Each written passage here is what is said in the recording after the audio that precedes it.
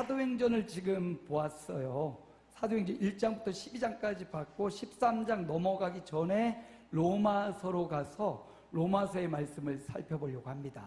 사도행전, 사도 바울이 이제 다 준비되고 선교여행으로 안수받고 나가기 직전 13장이 시작되기 전인데요. 그 바울이 일생을 남은 생에 예수 다메섹 도상에서 만납니다. 그리고 변함없이 남은 생에 한 10여 년 혼자 막 연구하고 아라비아 고향에 가서 막 하고 이제 부름받아서 안디옥 교회 세움받고 선교를 나가고 남은 생에 이제 죽도록 죽기까지 순교하기까지 그 구원의 감격 열정의 선교의 여정을 보냅니다. 도대체 바울이 어떤 분을 만났길래 그렇게 인생이 확 뒤바뀌고 수많은 위험, 도둑, 매 맞고 돌에 맞고 사람들의 손가락질 막 사람들이 막 붙잡고 떠밀고 이런 수많은 자연적인 고통도 있습니다. 마음의 고통도 있고 영적인 고통도 이루 말할 수 없고 이 영적인 전쟁터 같은 그 현장을 바울이 잘 살아낸단 말이에요. 잘 살아내요. 어떻게 바울이 만난 분이 누구이길래 바울의 신앙은 무엇이길래 그런 마음으로 1차, 2차, 3차 로마 또 뭐 성경에 의하면 나오지 않은 스페인까지 가서 복음을 전하고 결국 순교했는데 그가 가서 어떤 말을 전했을까? 그가 가는 곳마다 교회가 세워지는데 그가 어떤 말씀을 전했기에 가는 곳마다 교회가 세워지고 그 교회가 또 든든히 서가고 또 문제에 봉착하면 또다시 이겨내는 그런 교회들이 세워졌을까? 이제 그런 핵심 메시지를 찾아보다가 로마서 말씀을 잡았어요. 물론 다른 서신서에도 많이 나오지만 로마서는 바울이 3차 선교여행 중 고린도에 잠깐 머물다가 그 옆에 이제 로마로 갈 마음을 품고 먼저 이 로마서를 기록하고 보낸 거예요. 내가 전하고 싶은 메시지, 내가 붙잡은 바는 무엇이고 복음은 무엇인가, 그리고 복음을 붙잡았다면 삶이 어떻게 변화해야 되는지. 그래서 로마서는 전반부 복음에 대한 설명, 후반부 삶에 대한 설명. 그래서 신앙생활은 복음과 생활이에요. 신앙과 생활이 분리되지 않고 같이 가야 됩니다. 예수님을 믿는 신앙과 그리고 우리의 삶에서의 신앙이 같이 가야 돼요. 균형을 맞춰야 돼요.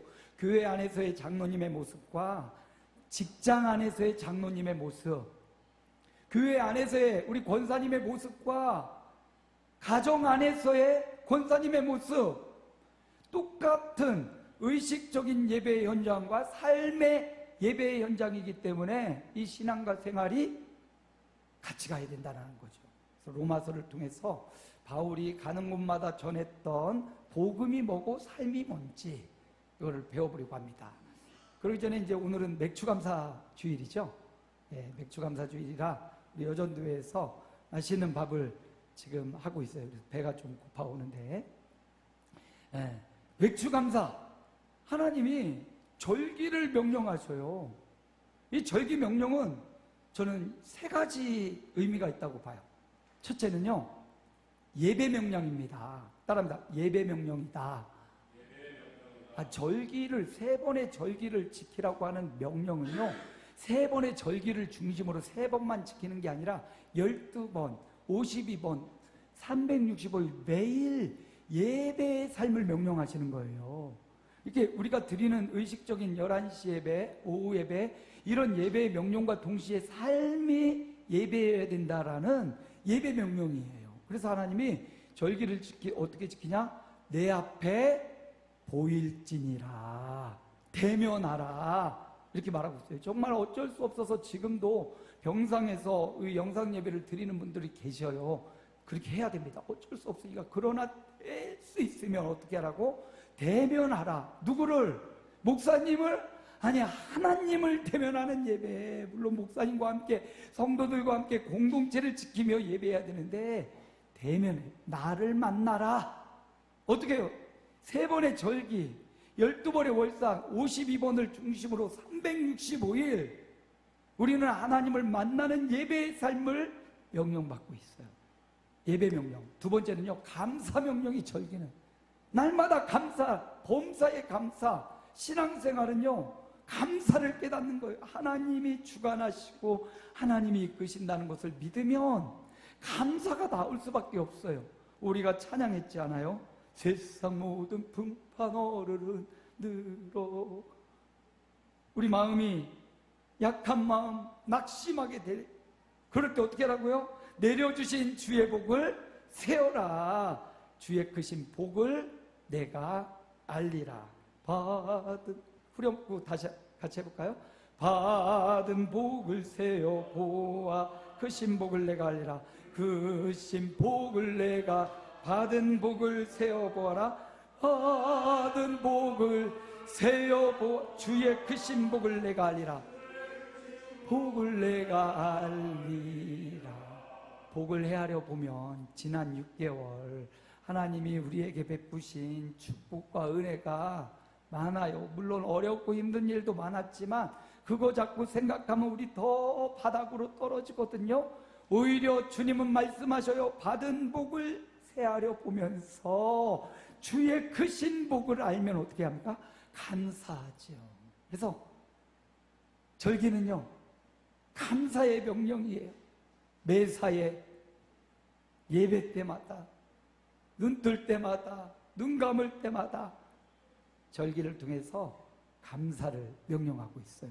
마지막 세 번째는요, 절기는 축복의 명령입니다. 뭐의 명령이에요? 축복의 명령이에요. 이 축복의 명령, 이렇게 감사하고 예배해야만 받는 축복이 아니에요. 예? 이렇게 하나님을 열심히 예배하고 기도해서 얻는 그런 축복의 명령이 아니라 중심으로 창조주 하나님을 예배하는 것 자체가 축복이라는 거예요. 우리가 이렇게 모여서 정한 시간 정한 장소에서 하나님을 예배하는 것 자체가 뭐라고요? 이게 축복이라고요.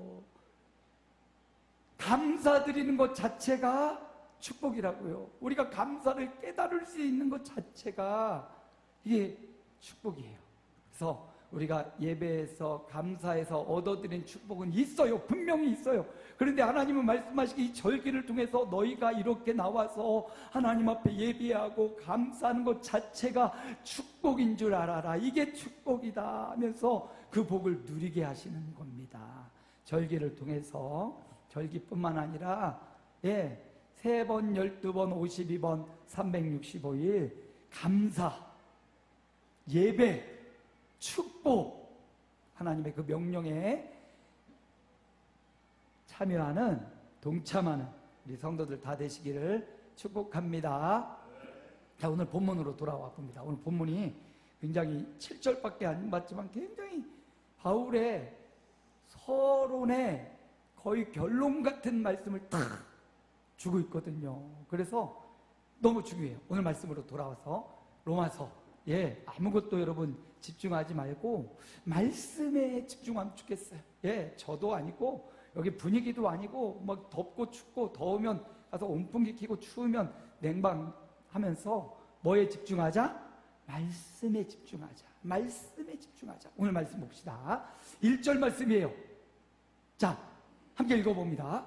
예수 그리스도의 종 바울은 사도로 부르심을 받아 하나님의 복음을 위하여 택정함을 입었으니, 예수님을 만나고 변화되고 일평생 순교하기까지 복음 전하였던 바울입니다. 근데 그 바울이 자기 자신이 누구인지를 이렇게 말해요. 예수 그리스도의 종 바울이다. 다른 성경 번역본을 보니까 왕 대신 예수님의 종 바울 이렇게 표현하는 것도 있어요. 예수님을 왕으로 놓고 자기를 종으로 놨어요. 이게 바울의 정체성입니다. 가치관이기도 하고요. 자기가 주인이 아니라는 거예요. 내 시간, 내 재물, 내 인생, 내 건강, 내 명예, 자기가 주인이 아니라는 철저한 1절 처음 나오는 시작부터 예수 그리스도의 종 바울이다. 여기 종이라는 말 둘로스라는 원어인데요. 어디 보면 여행사도 둘로스 항공, 둘로스 여행사 막 이런 데도 있더라고요. 둘로스라는 말이 종이라는 말인데, 이 종의 기원을 따져보면 유대인들의 종의 법은요, 그냥 우리가 못 사니까 데려다가 부려먹고 그런 종의 의미가 아니에요. 유대인들에 있어서 종의 의미는 같이 이렇게 살다가 어떤 일을 당해요. 사형과 사건이 와요. 그러면 그 사형과 사건으로 어떤 사람은 집을 다 잃어버리고 재산을 다 잃어버리는 사람도 있단 말이죠. 먹고 살아야 되는데 재산을 다 잃고 아무것도 없어요. 그러다 보니 나도 먹고 처자식이 있다면 먹여 살리려면 누군가 조금 부유한 집을 찾아가는 거죠. 나 이만저만 아무것도 없다. 나 좀 하인으로 종으로 좀 써달라고. 그러면 어떤 부잣집에서 보고는 우리는 하인도 많고 난 당신들 먹여 살 능력도 없으니까 다른 집 알아보셔. 다른 집도 다니다가 한 집을 딱 만나. 그래요? 참 안 됐네요. 그래, 우리 한번 같이 생활해 봅시다 하고 종으로 받아들이는 거예요. 그리고 종과 함께 생활을 하는 거죠. 자기가 해야 될 일 하인이 대신해 줘요. 청소 내가 해야 되면 주인이 바쁘고 하니까 종이 대신해 줘요. 해야 될 일, 뭐 밭을 가꾸고 뭐 사람들을 이렇게 관리하고 어디 갔다 와야 되는 일, 주인 대신 그 종을 시켜서 그 일을 하는 겁니다. 그거를 6년간 하는 거. 6년간 6년이 다 끝나고 7년째가 될 때 주인은요 어떻게 해야 되냐면, 주인은 반드시 그 종을 풀어줘야 돼요. 7년째가 안식년이고 7년째가 그 종을 풀어주는 해예요. 그래서 7년째가 되면 그냥 풀어주냐, 자 6년 동안 잘 살았으니까 그냥 가시오, 이게 아니에요. 그 종이 살아갈 수 있도록 6년간 헌신하고 수고한 그 대가를 톡톡히 쳐가지고 재산을 뚝 띄워주듯이, 자녀에게 유산 물려주듯이 재산을 물려주면서, 자 이제 당신도 혼자 자신의 일가를 이루고 살 수 있으니 자 가십시오. 당신의 재산 이만큼 그동안 수고했으니까 이거 가지고 가서 사십시오 하고 그 종을 내보내는 거예요. 자유하게. 그럼 이제 이 종이 감사합니다. 그거 가지고 가서 또 열심히 가문을 이루고 일가를 이룰 수도 있고, 혹 어떤 종은 6년간 생활해 봤는데 이 주인이 너무 좋은 거예요. 뭐라고요? 너무 좋은 거예요. 너무 이 주인의 생각, 마인드, 가르치는 지혜, 또 사람을 대하는 법이라든지 그냥 좋은 정도가 아니라 존경스러운 거예요. 그런 하인이 나가라고 하는데, 재산을 띄워줘서 나가라고 하는데 저는 안 나가겠습니다. 저는 여기서 당신의 종으로 평생을 살아가겠습니다. 아니 그냥 나가서 너 일가를 이루고 결혼하고 살라고. 아니요, 저는 당신과 함께 남은 생애를 살겠습니다. 그렇게 간곡히 애청하면, 자원에서 스스로 애청하면 그때는 어떻게 해야 되냐, 그때는 그 종으로 불러다가 귀를 뚫고 영원히 그 집에서 함께 노예로 사는 것, 종으로 살아가지만 자식처럼 자녀처럼 함께 가족이 되어 살아가는 거예요. 우리는 노예, 종하면 아주 그냥 고통받고 억압되고 시간고 아무것도 없는 그런 노예만 생각하잖아요. 유대인들에게 있어서 노예는 가족인 거예요. 가족. 함께 먹고 살고 죽음을 약속하는, 귀를 뚫어서 영원한 한 가족을 이루는 그런 관계를 말합니다. 여기서 우리가 알 수 있는 것, 그 종이 억지로 종이 되겠다고 귀를 뚫는 것 아니에요. 자원해서 즐거운 마음으로, 이보다 더 좋은 주인이 있을까? 이보다 좋은 인격적이고 나를 대해주고 나를 먹여주고 나를 가족처럼 대해주는 가족이 있을까? 난 이분과 영원히 살 거야. 자원하는 헌신으로 종이 된 거예요. 자유의 신분을 얻을 수 있음에도 자유됨을 포기하고 나는 이분의 종으로 사는 것이 더 내 인생의 자유요, 내 인생의 행복이라 하고 귀를 뚫은 거예요. 우리 성도님들 중에도 귀를 뚫은 분들이 많은데 그런 의미로 귀를 뚫기 시작했다고 해요. 노예들에게. 여러분은 노예로서 귀를 뚫은 게 아니라 주님의 하나님의 아들, 딸로 귀를 뚫은 주님의 종들이 되시길 축복합니다. 좋은 주인은요, 그 종을 그냥 노예처럼 부리는 주인이 아니죠. 그랬다면 이 종이 하루도 더 있지 않고 6년 차자마자 잘 먹고 잘 살아 가지고 가버렸을 거예요. 너무나 좋은 주인. 인생 사람 주인도 좋으면 그냥 내게 있는 거 다 드리고도 섬기고도 아깝지가 않잖아요. 정말 여러분 인생에 좋은 사람을 만나면 그 사람에게 뭘 갖다 주고 뭘 해도 그 사람이 좋으면 아깝지가 않잖아요. 근데 부모 자식 간에도요, 섭섭하게 하고 그러면 아까워질 때가 있어요. 여러분, 바울은 바로 그런 주인을 만났어요. 그가 예수님을 만날 때가 아마 30대 초반 중반 됐을 거라고 해요. 사도 바울이 AD 1년 출생이라고 거의 학자들을 보는데 30대 초반, 32세, 35세 뭐 이 정도의 예수님을 다메섹도에 처음 만났다고 해요. 그리고 그가 60, 한 5, 6세 돼서 죽었을까요? 남은 생에 가요. 30년 되는데, 그리고 막 10여 년 혼자 막 연구하고 한 20년 동안 거의 생명을 바쳐 이렇게 헌신하는데 어떻게 그 사람이 그렇게 헌신할 수 있었을까?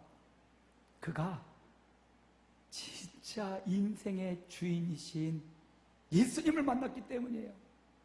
이 땅에 있는 그 어떤 주인보다 비교할 수 없는 참된 주인을 만났기 때문이라는 거예요. 그래서 너 자유해 하는데도 자유로 받지 않고 종되기를 자원한 사람, 그가 바로 사도 바울입니다. 여기 그리스도의 종, 좀 심하게 말하면 그리스도의 노예 바울. 나는 주님의 노예로 살아도 주님의 은혜를 다 갚을 수 없어. 이런 둘러스 종된 바울을 우리는 발견하게 됩니다. 여러분은 어떤 인생을 살아가고 있습니까? 여러분이 믿는 예수님은 어떤 분입니까? 나는 과감히 내 모든 것을 포기하고도 그분의 종으로 귀를 뚫고 그분의 삶으로 들어가 그분의 인생, 그분이 원하시고 바라시는 삶을 살 종으로서 살 각오와 결단이 되어 있는지, 혹은 그것이 짐으로 느껴져서 즐거이 자원하여 하는 헌신이 아니라 어쩔 수 없이 하나님의 진노와 심판이 두려워서 여전히 예배하고 있고 여전히 이 앞에 있는, 억지로 그 앞에 끌려와 있는 진짜 종인지, 우리 정체성을 한번 살펴봐야 될 것입니다. 기왕이면 예수 그리스도의 그 은혜, 참 좋으신 주인, 참 창조주이신 하나님 생사화복, 우리의 인생을 소나기에 붙잡고 계시는 그분이 참 좋은 분인데, 그 좋으신 하나님을 주인으로 만나 즐거이 헌신하며 예배하며 자원하는 마음으로 하나님 앞에 나아가는 예수 그리스도의 종 바울, 예수 그리스도의 종 강홍길, 예수 그리스도의 종 장로님, 권사님, 우리 온 성도님들이 되시기를 주님의 이름으로 축복합니다. 바울은 종으로 일평생 살았지만 그렇다고 바울의 인생이 늘 괴롭고 노예처럼 부림당했냐? 행복했어요. 감옥에 있을 때도 기뻤고요. 그에게는 물질도 수많은 성도들의 연보를 가지고 그 돈으로 수많은 이웃들, 예루살렘 교회나 성도들을 돕고요, 부족함이 없는 삶을 살았어요. 즐거운 헌신 가운데 하나님이 그 즐거운 헌신을 위해서 필요한 물질과 필요한 지혜와 필요한 모든 것들을 공급해 주시더라. 그리고 종이 실수해도 종이 책임집니까? 주인이 책임집니까? 결국 책임은 주인이 지잖아요. 우리가 살다가 좀 실수하고, 살다가 좀 교만해지기도 하고, 살다가 좀 미끄러지기도 해도, 그래도 책임은 누가 주셔요? 주님이 져주시겠다고 약속하고 있어요. 그러니 즐거이 헌신하는 바울의 모습을 발견합니다. 바울은 바로 이 복음, 이 예수 그리스도, 이 하나님을 발견했어요. 그리고 그분의 종이 되기로 자원했습니다. 자, 바울의 이야기를 더 봅니다. 2절 우리 함께 읽어볼까요? 이 복음은 하나님이 선지자들을 통하여 그의 아들에 관하여 성경에 미리 약속하신 것이라. 자, 바울이 로마서 전체를 통해서 복음이신 예수 그리스도를 설명해 주려고 해요. 복음은 이 헬라어 말로 유앙겔리온이란 말이래요. 좋은 소식이란 뜻이에요. 좋은 소식. 로마 황실에서도 이 유앙겔리온이라는 복음이라는 단어가 쓰였다고 해요. 로마 황실에서 좋은 소식이 뭐냐? 뭐를 좋은 소식이라고 했냐? 할 때 로마 황실에서는요, 황제를 뒤를 이을 황제 아들이 태어났다. 이럴 때 온 로마 시민들에게 황제 아들이 태어났다라고, 이게 유앙겔리온 해가지고 온 로마 지방에 아들이 태어났다는 좋은 소식을 알렸대요. 혹은 황제가 전달하는 말, 황제의 말이 좋은 소식, 복음이었대요. 그래서 유앙겔리온, 황제가 이렇게 말씀하셨습니다. 그러니 너희들은 어떻게 하라는 거예요? 다 그 말 앞에 복종하고 순종하고 따라라. 그러면 평화가 있을 것이고, 만약 로마 황제의 말에 거역하고 반역하면 군대를 통해서 너희를 다 제압해 버릴 것이다. 황제의 말이 복음이었다, 유앙겔리온이었다라는 거예요. 그런데 바울은 이 복음을요, 하나님의 복음 이렇게 말하고 있죠. 하나님의 복음을 위하여, 우리 좀 전에 읽었던 1절 말씀 보면 하나님이 선지자들을 통하여 그의 아들에게 성경에 미리 약속하신, 그리고 하나님이 2절 하나님이 선지자들을 통하여 아들에 관하여 주신 성경에 미리 약속하신 것이 복음이다, 이렇게 말. 유앙겔리온. 달라요. 로마 시대의 복음은 황제로부터 나오는 게 복음이에요. 황제의 아들을 낳았다, 황제가 좋은 말을 전했다, 이게 복음이라고 했어요. 그런데 여러분 생각해 보세요. 황제 아들이 태어난 게 저 로마의 식민지에 살아가는 한 농민에게 복음입니까? 아니, 황실에 아들이 낳대요. 나하고 무슨 상관이 있죠? 그냥 저그들은 황제니까 잘 먹고 잘 살고 호의호식하고 정치하면서 이렇게 살아가는데, 나는 지금 피땀 흘려 농사 짓고 있는데 나한테 복음인가요? 전혀 상관없는 거예요. 로마 황제의 말, 좋은 말, 나 이렇게 세상을 다스릴 거야, 이게 복음이라고 로마 식민지에 다 뿌렸어요. 근데 식민지 나라, 유대 나라 사람들에게는 그게 복음일까요?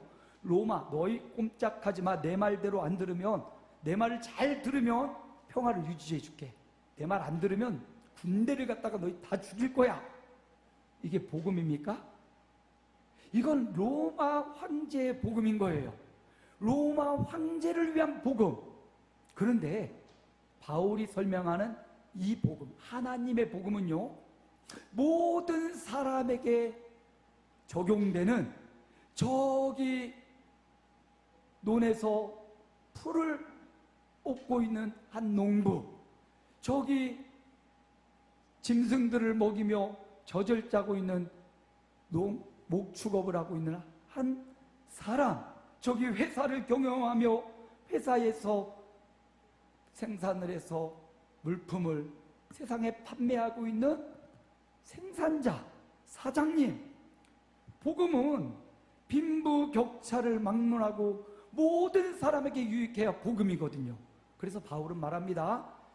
그 당시 로마가 엄청나게 큰 이 시대에 황제의 유앙겔리온이 아니라 하나님이 모든 사람에게 전해주는 좋은 소식, 하나님이 전해주는 가장 복된 소식, 모든 사람들에게 전해주는 하나님의 복음. 그 복음은요 어떻게 나왔냐? 그의 아들에 관하여 성경에 미리 약속하신 것이 바로 복음이라는 거예요. 어디서 뚝 떨어진 게 복음이 아니라는 겁니다. 제가 요즘 뉴스를 보면 2022년부터 우리나라에 아주 큰 부동산 사기 사건이 알려졌죠. 전세 사기. 예. 전세 사기 사건으로 수많은 사람들이 피해를 입어가지고 집을 잃고 지금 내쫓길 위기에 어디로 가야 될지 막 자살하고 난리가 나. 한 해, 요즘도 한 해 1000건 이상 이 전세 사기 피해자들이 등록되고 있대요. 등록된 거. 신고도 못하고 쫓겨나거나 죽은 사람도 다 대박 엄청 많대요. 통계적으로 34,400명이 2025년 통계로 지금 전세 사기 피해자로 등록이 되어 있답니다. 그 34,400명 중에 70% 정도가 40세 미만의 청년들이래요. 40살 살았으면 웬만큼 살아서 계약 잘할 것 같은데 사기당하고 있더라고요. 그리고 청년들 이제 막 사회 진출해가지고 돈 조금 모아가지고 막 3년 4년 막 취직해가지고 모은 돈 정말 아끼고 해가지고 모은 돈 합쳐가지고 중소기업에 중소 무슨 국가에서 하는 대출 저리로 그 대출 막 5천 6천 해가지고 합쳐가지고 한 1억에서 1억 5천 월세보단 전세가 나니까 전세 대출 받으려고 신청해서 저리로 받아가지고 그 집에 들어간 거예요. 근데 보니까 사기 혹은 주인이 이미 대출을 많이 해가지고 돈 갚을 능력이 없다는 거예요. 그래서 막 이 전세 사기로 피해 입은 사람들이 너무 많아요. EBS에서 하도 이런 사람들이 많으니까 부동산 중개업자 몇 명하고 전문가 몇 명하고 실험을 한 거예요. 3개의 방을 준비해놨어요. 리모델링 싹 하고 엄청 좋게 해가지고 한 20명 정도를 이 함정이 있는 방에 어떻게 계약을 하는지 조사를 한 거죠. 한 20명 정도 방을 한 3개 나눠가지고 다 함정을 끼워놨어요. 부동산 중개업자가 이제 사람들이 옵니다. 와서 집을 다 파요. 거기는 막 진짜 사회 초년생 20대 초반 젊은 학생도 있고요. 한 정말 전세 많이 했다는 한 50대 남성도 있고요. 주부도 있고요. 신혼부부 막 지금 하려고 하는 부부도 있고요. 20여 명이 왔어요. 와서 딱 하는데 대부분은 함정이 분명히 있는데도 사인을 해요. 20%만 따져 묻고 계약을 안 하겠습니다. 아무리 집이 좋고 환경이 좋은데도 20%는 그럼 이 문제가 해결되기 전에는 계약하지 않겠습니다. 20%만 그냥 80점 90점 맞고요. 다 80%가 사회 경험이 많은 80%가 다 계약을 맺고요. 문제가 생길 경고장을 받더라고요. 저도 그걸 보면서 저도 55년 꽤 살았는데 보면 이런 부분이 있구나. 여러분 계약할 때요 어떻게 해야 되냐? 유튜브 꼭 찾아보세요. 전세 계약 사기당하지 않는 법. 유튜브 찾아보는 게 제일 빠르더라고요. 찾아보고 왜 이걸 찾아봐야 되는 이유를 좀 알고 가야 돼요.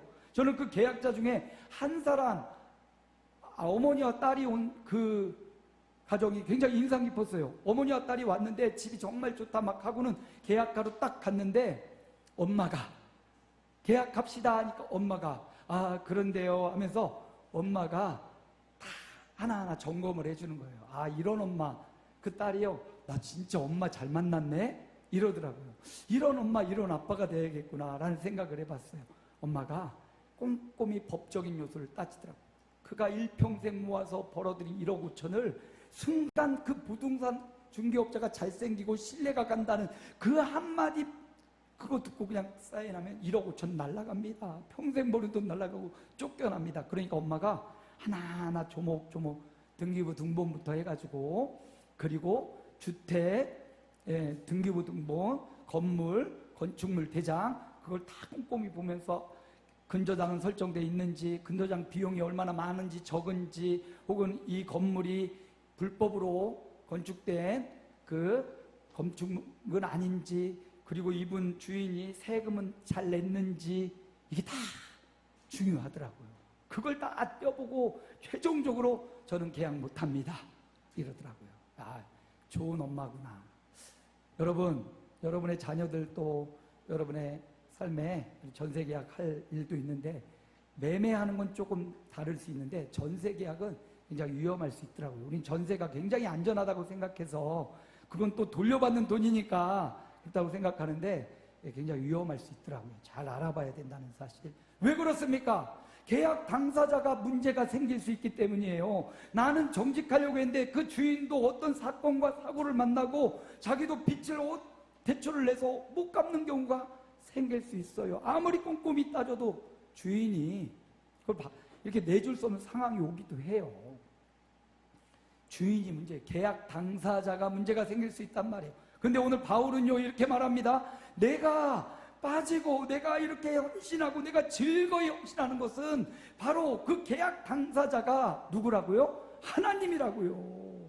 가장 믿을만하고 좋고 우리가 생각하는 가장 인격적이고 가장 위대한 사람이 있다면 그보다 더 훌륭한, 그보다 더 안전한, 그보다 더 위대한 분, 내 계약의 당사자가 하나님이라는 사실을 바울이 분명히 밝히면서, 그 하나님이 성경을 통해서 우리 계약을 맺을 때 수많은 증거들을 이렇게 보여주셨어. 선지자들과 성경을 통해서 우리에게 약속해 주셨어. 그래서 나는 그 계약에 그리스도의 종으로 나는 계약서에 사인을 한 거야. 그리고 하나님의 약속의 신실하심을 믿었고요. 두 번째, 자 3절 말씀 우리 함께 읽습니다. 그의 아들에 관하여 말하면 육신으로는 다윗의 혈통으로 나셨고, 4절도 함께 있습니다. 성결의 영으로는 죽은 자들 가운데서 부활하사 능력으로 하나님의 아들로 선포되었으니 곧 우리 주 예수 그리스도시라. 하나님의 신실하신 하나님의 약속이 있었고, 그 약속을 누가 이루셨나 봤더니 예수님이 이루셨는데, 그 예수님이 누군가 봤더니 하나님의 약속의 예언을 성취하신 분, 다윗의 혈통으로 유다 지파로 나셨고, 그리고 그분이 오셔서 십자가로 우리 모든 죄를 해결해 주셨고, 그리고 죽기만 하고 끝나지 않고 부활하셔서 하나님의 아들로 선포되셨구나. 바울은 바로 그 예수님을 만난 거예요. 하나님이 약속하신 분, 그리고 이 모든 일을 이루신 예수 그리스도, 하나님의 아들이신 예수님을 만나니까, 아, 그러면 계약 당사자가 하나님이고 그 계약을 이루신 이가 예수님이고 이 일에 인치고 보증하신 이가 성령님이니 확실하군. 계약서에 서명을 딱 하고 그 순간 이후로 바울은 예수 그리스도의 자원하는 종, 그 종이 되어서 어떤 일을 합니까? 5절 6절 함께 읽을까요? 그로 말미암아 우리가 은혜와 사도의 직분을 맡아 그의 이름을 위하여 모든 이방인 중에서 믿어 순종하게 하나. 6절도 너희도 그들 중에서 예수 그리스도의 것으로 부르심을 받은 자니라. 아멘.